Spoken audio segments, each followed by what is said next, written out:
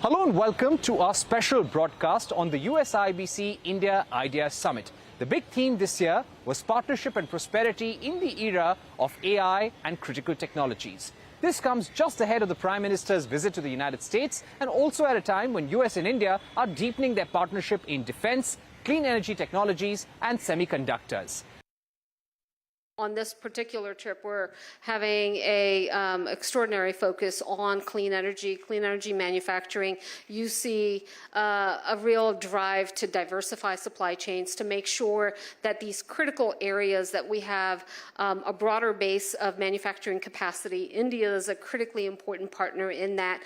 A lot of focus for how do we do more, friend-shoring in some of these areas. So we're going to have a roundtable tomorrow where we're going to talk about that clean energy manufacturing in India.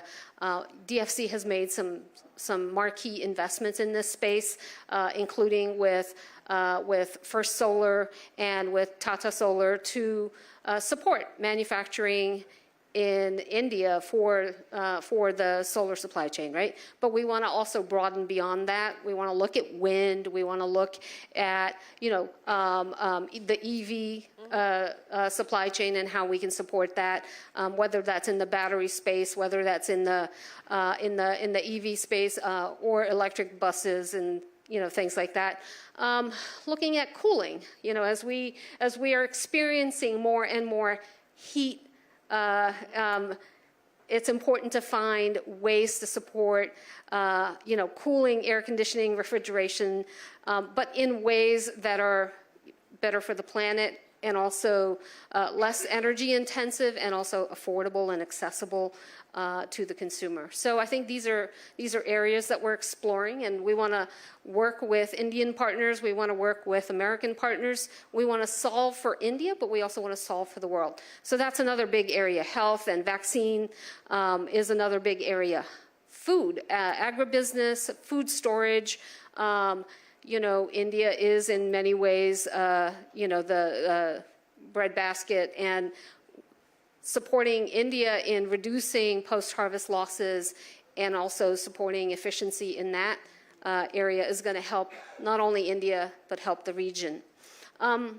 Financial inclusion in supporting SMEs, and in supporting, in fact, we just announced a project yesterday in Mumbai with Vastu that's looking at the mortgage industry and looking at how do we provide long tenure mortgages that bring home ownership to a broader base of Indians, and particularly in this one, we're focusing on women and how do we help women become homeowners. So I just think a diversity of different areas that we're able to support in India, and look forward to that growth. As someone who's worked on this partnership for over 2 decades now, and has seen it change and evolve, what's the most exciting aspect of what you see today?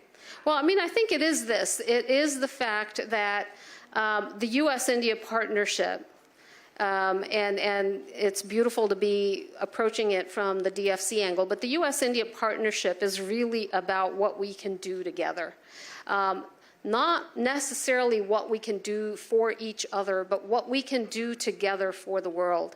And so, for the United States, India is one of the first stops, if not the first stop, as we're thinking about any big global challenge, right? If you can't solve it here, you won't solve it anywhere. But often solving it here is going to create the solution that's going to support the rest of the world. So we are each other's most important partner in that sense. And today you see that actually manifesting in so many different sectors. And you see that, I think I was hearing from Ambassador Garcetti that we've added so many new dialogues across so many new different areas of endeavor, right, that we just can't even keep track of all the dialogues that we have between our two countries. And, for DFC, what we want to do is take all of these dialogues and actually kind of create the operational element, create, we are the accelerant in that sense. To the relationship. What could your potential investments look like? Oh, wow. I don't even want to put a number on it because I don't know. I feel like putting numbers on it actually creates limits rather than all I can say is that, you know, our maximum contingent liability, our total exposure today is capped at $60 billion. But Congress is reauthorizing us. It's in the process of reauthorizing us, and the House bill actually doubles it to $120 billion. So we've got a pretty healthy balance sheet that's about to become even bigger, and you know, there's no limit to what we can do.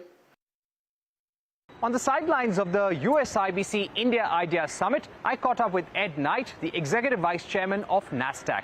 I asked him what could actually lead to more US companies investing in India, reforms needed in the Indian financial sector, and also about Nasdaq completing 10 years in the Indian market. Listen in. Nasdaq is completing 10 years in India. How has the journey been so far, and what next in terms of expanding your presence in the Indian market? Well, the journey has been terrific. It's been very positive for our company. I just came from that office. Everything I hear about our employees is that they're very engaged. What they want to do is learn more. We're very happy with them. I came to the office at the beginning of the week in Bangalore. We had 850 people. At the end of the week, we had 900. If that gives you any sense of the trajectory that we're on here in India, we have over 1,500 people in the country now. We have more people in India than any other location other than the United States. And the people here are part of the engine that's driving the growth of NASDAQ in technology, in providing products that provide access to the capital markets, liquidity, and transparency. Now, US and India are working very closely on supply chains and having resilient supply chains, especially on clean energies, semiconductors, and certain critical technologies. What could ensure greater foreign investment flows from US companies into India? What would they be looking for, according to you?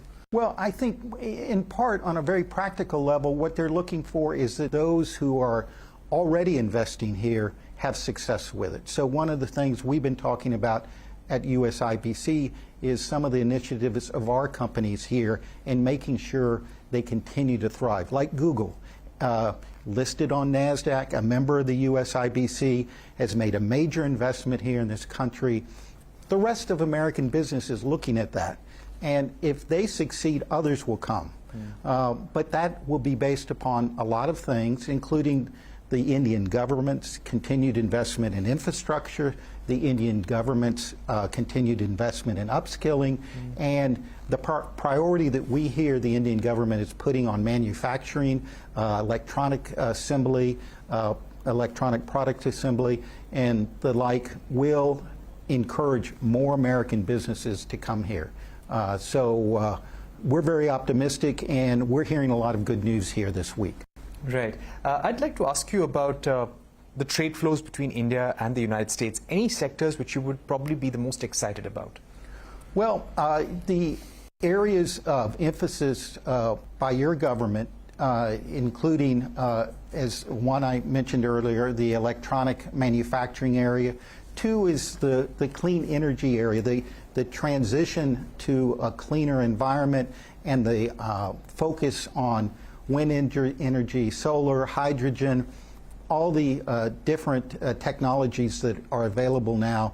That's very important. And now electric vehicles is an area where we see increased investment. So we think with the initiatives of the Indian government, the cooperation between the U.S. government in India on like the critical initiative on emerging technologies, the Indus X initiative on the defense industry, the innovation handshake between the two commerce departments to encourage early stage companies, all of those will drive more investment by the United States into India. And they are all part of programs that the U.S.-India Business Council is working with the two governments, has been asked to work with the two governments to facilitate. Right. My final question to you would be, what can ensure greater connectivity, greater linkages between the public markets of the two countries? Well, I think in particular it's the capital markets, all right? Correct. The open capital markets facilitate the flow of capital in both directions.